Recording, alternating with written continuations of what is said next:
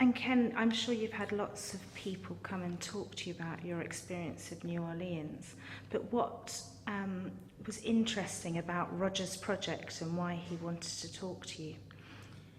Well, I think the idea of faith and disasters and religion was fascinating to me, and especially since he was studying not only New Orleans but other disaster settings as well, like Haiti and the Philippines. So that was a very interesting scenario for me to be involved with him. So how did your faith help you through this disaster that struck New Orleans? Well, it helped in many ways. On a personal level, after we lost our home and all of our personal belongings virtually, except what we carried for what we thought would be a 3-day evacuation. The presence of the Lord, His supply, and for the first time I really realized what it meant to be truly weak, and to realize that Jesus was my strength in this. So that was a tremendous process.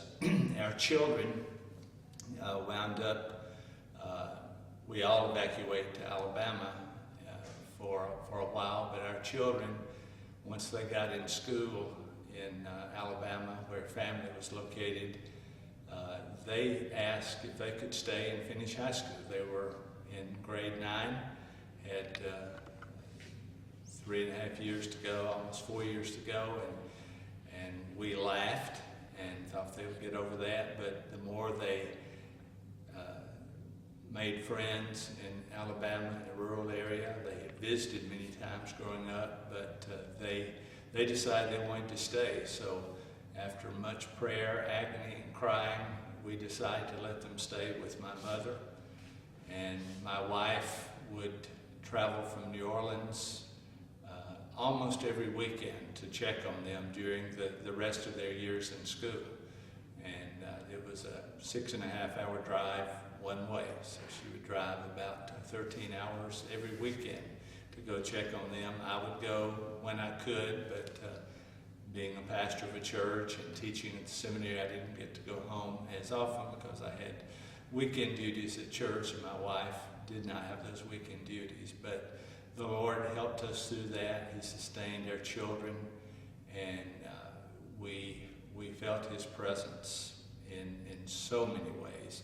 And of course in our church. Our church was devastated materially, and also we lost many people in our congregation who moved to places like Houston, and Dallas, and Atlanta. And God helped us put the pieces back together. We didn't know at first who would come back, if any would come back, if we could have church again since we lost our building, but we had a family that gave us their gutted house, flooded and gutted house, to meet in January of 06 through June of 06.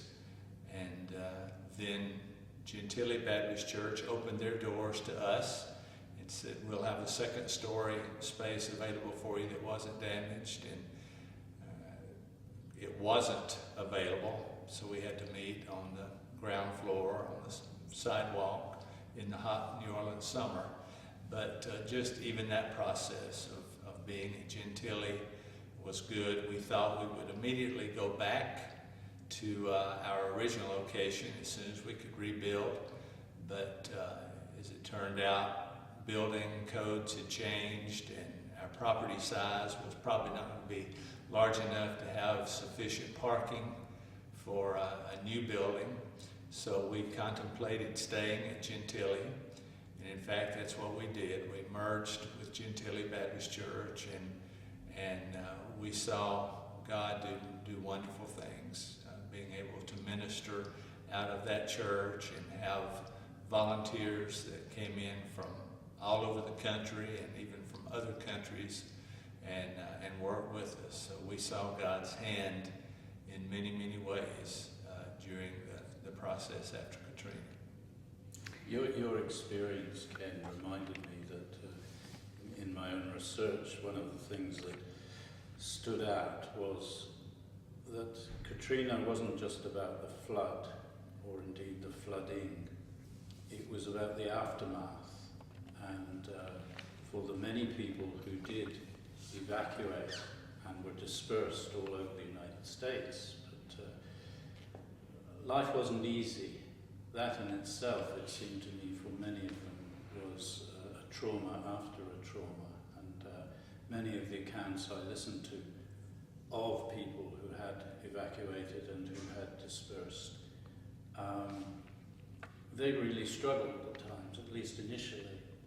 And it also disrupted the communities.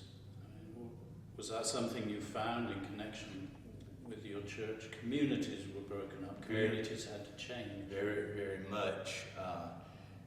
People were evacuated. So we had one member that lived in a Sunday school room in a church in Shreveport, Louisiana, for 6 months before coming back. And but the loss of their homes, different abilities to get back in their homes, some with no flood insurance, some with improper title to their property to be able to get help to rebuild. Some lost family members to death in Katrina and in the stress after Katrina that caused health issues. And friends were no longer in the neighborhood, friends were no longer in church. So everybody faced large periods of readjustment to all the different kinds of losses that they faced. And this creates some spiritual issues for some people. And for some people it caused a real hunger as well for spiritual help. And I remember, of course, Jaisha, I can use her name because she's given me permission to do so, of course, was with your church. Yes. Tell me a little bit about her. Aisha had come to our church. We had been out visiting, and I guess we met her then, invited her to church.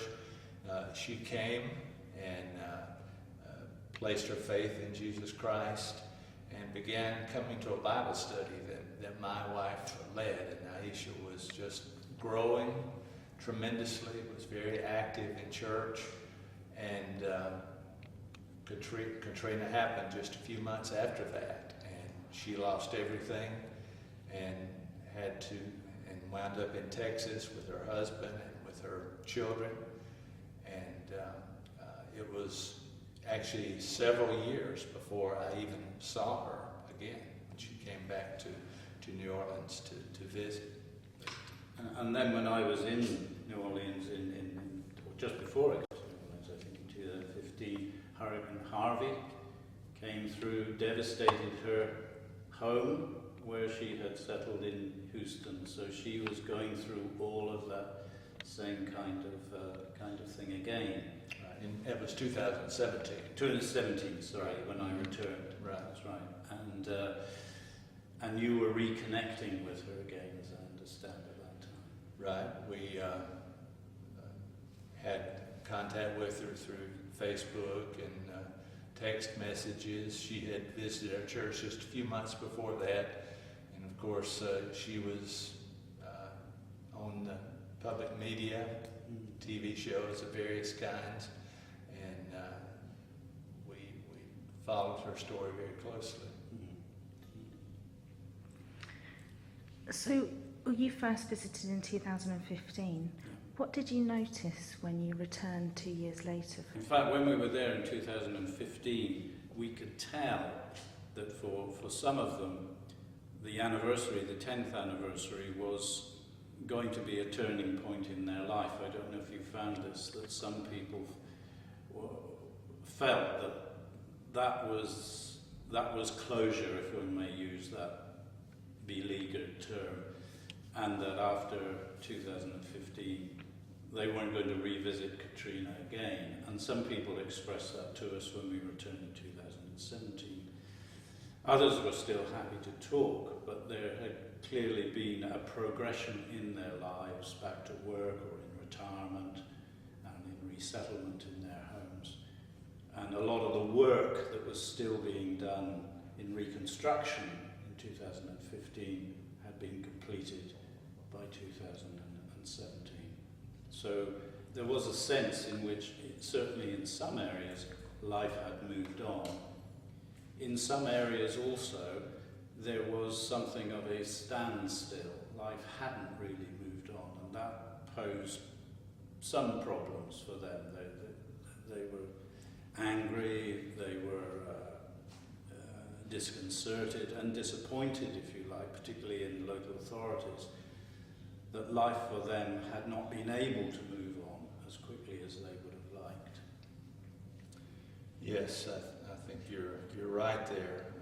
People from various backgrounds had different reactions to what was happening. Some still bitter, some blaming the government, others blaming contractors. A huge percentage of people were cheated by dishonest contractors who took their money and ran.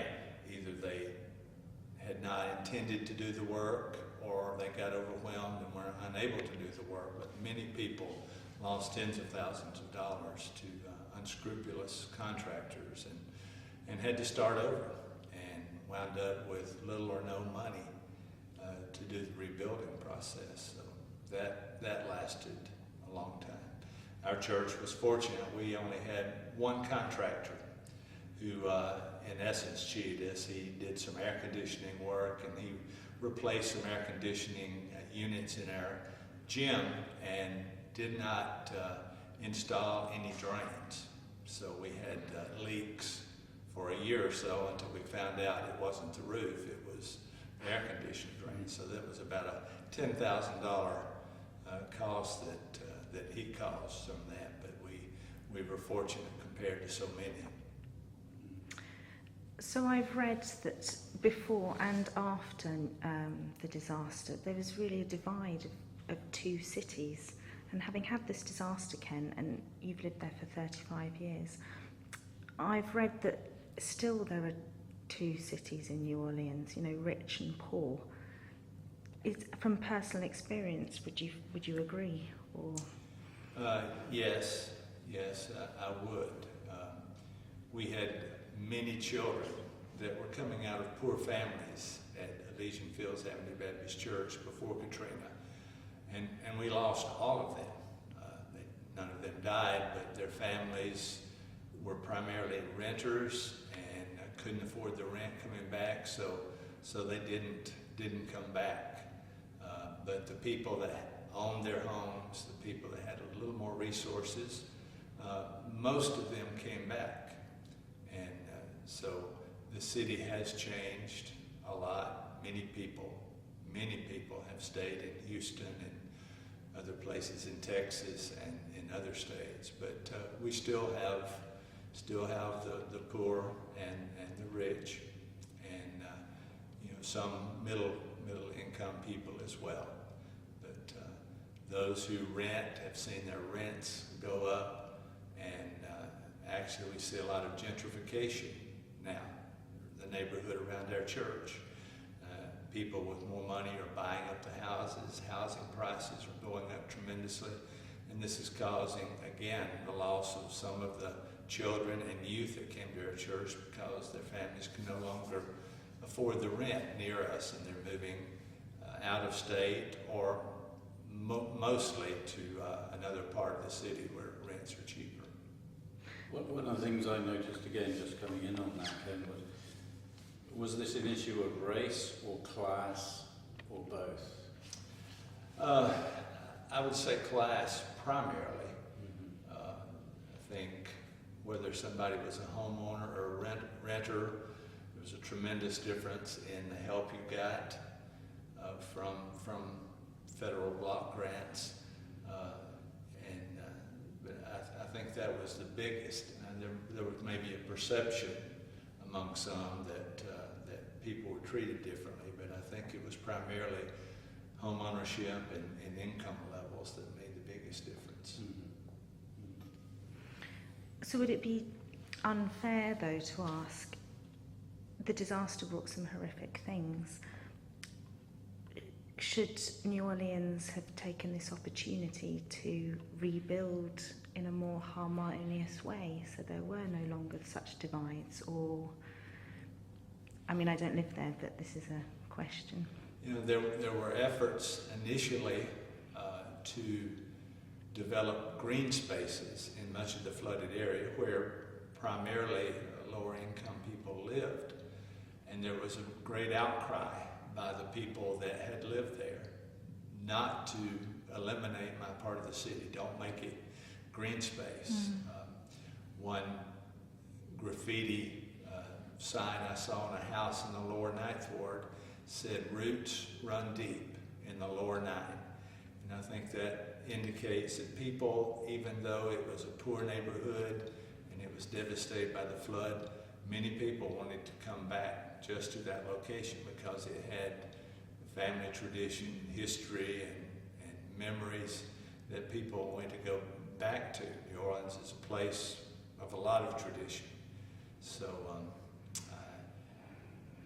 given, I guess, the state of home ownership, it would have been difficult probably to have done much with the divide in the rebuilding of the city. I remember the interviews I did down in the Lower Ninth, and I know a number of people had some understanding of wanting and the wisdom of creating green areas. Their main problem, it seemed to me, was there was no discussion with them. It was outside parties that were coming in to discuss gentrification, irrespective of them. But also, there was the problem that not only did they feel excluded from the discussion, there was also the problem that the Lower Ninth had no great history of flooding. I mean, we know Betsy flooded back in 1965, as well. So you had one of the highest home ownership areas in the city. Many of them didn't need flood insurance because it wasn't a history of flooding. And so they felt they were being singled out because they were primarily a black neighbourhood. I don't know if that was but that's what they seemed to be communicating to me. Yeah, I think there was that feeling. There was also a neighborhood in extreme New Orleans East that had a high percentage of Vietnamese. Yeah. And the Corps of Engineers and others were dumping debris from the storm into some marsh areas near them. And they felt that they were being discriminated against, that toxic materials were being placed in the waterways near them.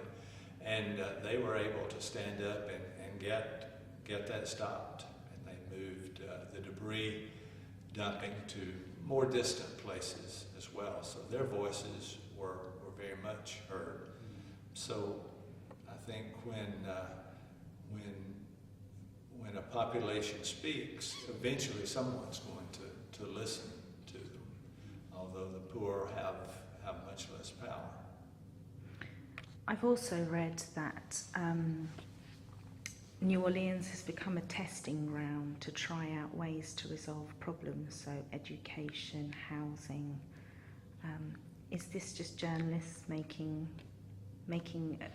up things about New Orleans, or would you say this is true? Well, there have been some testing. For instance, Brad Pitt, the actor, started a foundation called the Make It Right Foundation, and he built, or is in the process of building, 150 homes with a very different design that are supposed to be renewable materials as much as possible. So this has been being done with 150 homes there. There are other efforts. The city received a grant to deal with street flooding and the use of water. And New Orleans, because it's built on the land left behind by the Mississippi River, because it's not being renewed with new flooding, new silt, new soil, the ground is sinking. And the city received a large grant to help with the possibility of catching rainwater and putting it back in the soil to keep that ground from sinking. So that's been something that's been being tried that I think has been effective. So you mentioned it's built on a floodplain. I know that Roger and Bob often talk about what makes a natural disaster, or are disasters natural and natural. So was this a natural disaster, or was it a bad choice of a place to put a city? There was some of both. Certainly, the founder of New Orleans 300 years ago was told to put the city somewhere else, and because of his personal financial investment, he went ahead and put the city there. And then it was the Mississippi River with no levees that flooded the new city within just months. So the city was a poor choice. Levees were built which protected from the river, so we don't worry much about the river flooding anymore. But because we keep the river out, that life-giving silt that once would come over the city every now and then is no longer available. Man-made also in the fact that much of the failure was a result of levees that collapsed, all except New Orleans East in New Orleans flooded because of the levee walls that were improperly secured into the soil. It turns out the foundation was in sand and other natural underground vegetative matter that was not good anchoring. So when the water got high enough in these outflow canals, they just fell over, releasing that. So many people blame the Corps of Engineers, who had responsibility for building that. One Sunday at our church, we had a visitor, and I introduced myself, and he told me his name. I asked him what he was doing in the city. He said, I work for the Corps of Engineers. He said, but I'd rather you not tell anybody. Because some Corps of Engineers employees were actually afraid that someone might attack them because they were blamed for the flood. I don't think anybody ever hurt a Corps of Engineer employee, but there was a lot of anger. The Corps of Engineers was sued. I don't think anybody's going to get much money from the Corps of Engineers because it's a government entity, but I think it was certainly a nature that caused the hurricane, but there were man-made issues related to the location of the city and the improper building of the levees. I think it's also worth adding that once you levee a river like the Mississippi, which naturally likes to move, and as it does so, it lays down this silt which provides the ideal ground for vegetation that can become a natural storm absorbent. And what's happening in the Mississippi Delta, of course, is that those natural storm absorbents are disappearing at a very rapid rate because there are no, as you say, fresh laying down of the silts that rivers quite naturally like to do. And consequently, when Katrina came, there wasn't that natural laid down storm absorbent there to take the sting out of the hurricane as it is designed to do. Yeah. So you've both talked about the suitability of where the city was, the differences of disparity, but what have you found, or if you look at New Orleans and your other places, how faith has played a part in this recovery? So New Orleans being part of the United States, it must be very different to places like Haiti or the Philippines. You experienced in your own church, didn't you, a huge outpouring of very practical compassion and love and care from your fellow Baptists in other parts, particularly of Arkansas, I think. That's right, yes. The Arkansas Baptist Convention sent, through an organization they named Arkansas Baptist Builders, sent thousands of volunteers to our church and a lot of money. And they used that to help us rebuild part of our church, to get it ready to house volunteers. And then they have helped us host thousands since Katrina.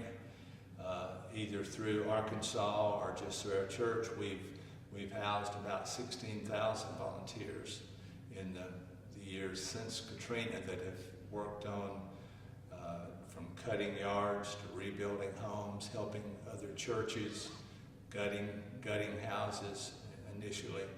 But those volunteers have proved essential. And many people have recognized that without the faith-based volunteers that came into New Orleans, it would have taken a lot longer, and our city would not be rebuilt to the place it is right now. And this has been a real blessing to us. So you mentioned that some people moved away. Did you have growth in the church in other ways resulting from the disasters?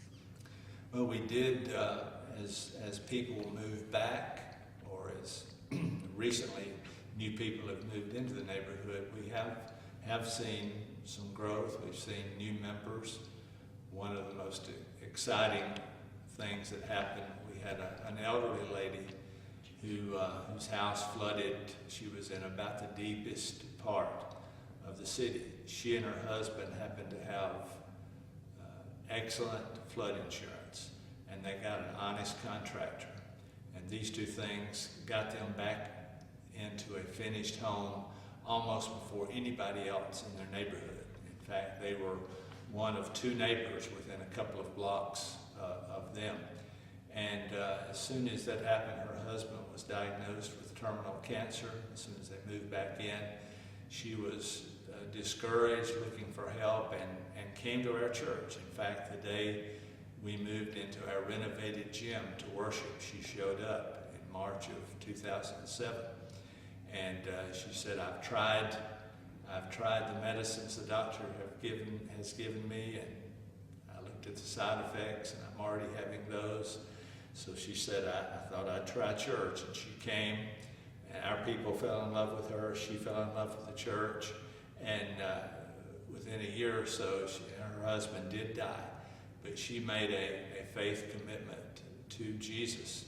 And one of her statements was, if Katrina had not have happened, then I'm not sure where I would have been spiritually. So she attributed her faith now, her growth in faith, to the fact that Katrina happened, which led to her introduction to our church. And we often say that times of hardship and adversity strengthen our faith. I have to ask the sceptical question as well, that I'm sure people are saying, who would create such suffering? If there was a God, why would he do this? So, on balance, do you think it strengthened your community, or do you think you had those that lost their faith because of this disaster as well? I'm sure there were some whose faith was so challenged, maybe that they gave up organized religion. I've not met many of those. I guess if they were there, maybe they moved. But I've seen more people strengthened in their faith because of the way that God used volunteers in their lives, and the way he provided, the way he gave comfort and help. So I've seen many people that have expressed that their strength has been, their faith has been strengthened in this process. If there's one thing you can portray to people having gone through, or talk to people who've gone through this, there's one thing you'd want people to take away to learn from these disasters, what would it be? And I'll ask you first, Ken. Well, I would say that God is faithful. He is with his people when they go through the waters, and will be a strength to them. And as an ancillary to that, he uses fellow believers, Christians, to come alongside them and provide encouragement, strength, help, rebuilding. So God uses